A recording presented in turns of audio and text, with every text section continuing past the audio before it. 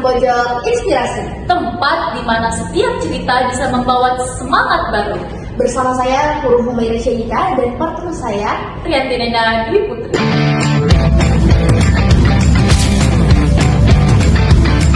Kita akan mendengar kisah inspiratif dari sosok hebat yang masih duduk di bangku kelas 11 SMA Negeri 9 Goa. Yuk langsung saja kita mulai obrolan hari ini dengan mengundang Andi Azizi Anugrah.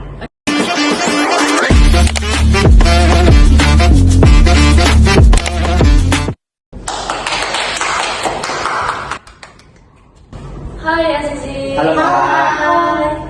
Oke, teman-teman, kita sekarang sudah berada oleh bintang tamu kita.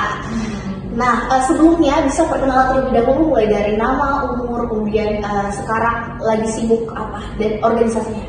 Baik, perkenalkan nama saya Azizi Anugrah. Saya berumur 16 tahun dan juga berorganisasi di sekolah yaitu PIKR dan juga ESC yaitu English Speaking Club.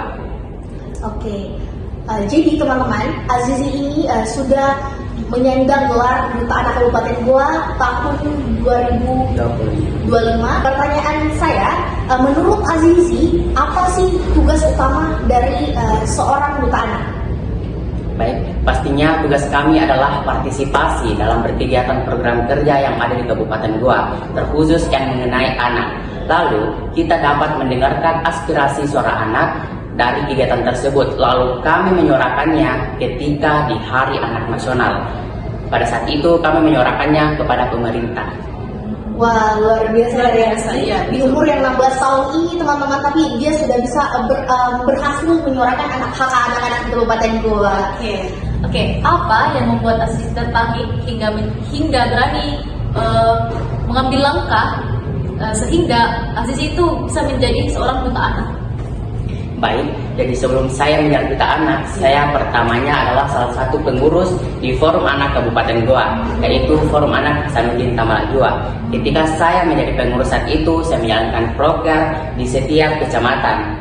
Dan saat saya mengikuti proker itu, saya juga memiliki niat untuk menjadi ikon seorang anak, yaitu Duta Anak Kabupaten Goa tahun 2025. Oke, kita melangkah ke pertanyaan selanjutnya. Apa sih tantangan yang dihadapi Azizi ini sampai berani dari seorang pengurus Forum Anak Hasanuddin Tamalajua kemudian saya ingin menjadi duta anak? Baik, jadi tentunya masalah yang saya hadapi yaitu pertama adalah mengatur waktu saya, di mana ada pendidikan saya yaitu sekolah saya, organisasi saya dan juga les saya. Oh, les juga. Ya. Gimana lesnya? Di Magnesia. Oke, tadi kan Azizi sudah sempat menyinggung kalau dia itu ada les, terus organisasi di luar, kemudian ada organisasi di sekolah. Bagaimana caranya Azizi untuk menyeimbangkan waktunya? Oke. Ketika saya mengembangkan waktu saya, yang pastinya saya dulu mempermasalahkan yaitu prioritas, yang mana akan saya kedepankan dahulu. Yang utama adalah pendidikan saya, sekolah saya, karena sekolah saya adalah jalan untuk menuju masa depan saya.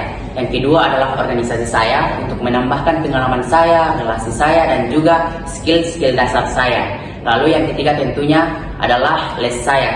Mengapa les saya ketiga? Karena di sanalah adalah tambahan pembelajaran dari pendidikan saya dari di bawahnya sekolah. Oke, pertanyaan terakhir nih Azizi.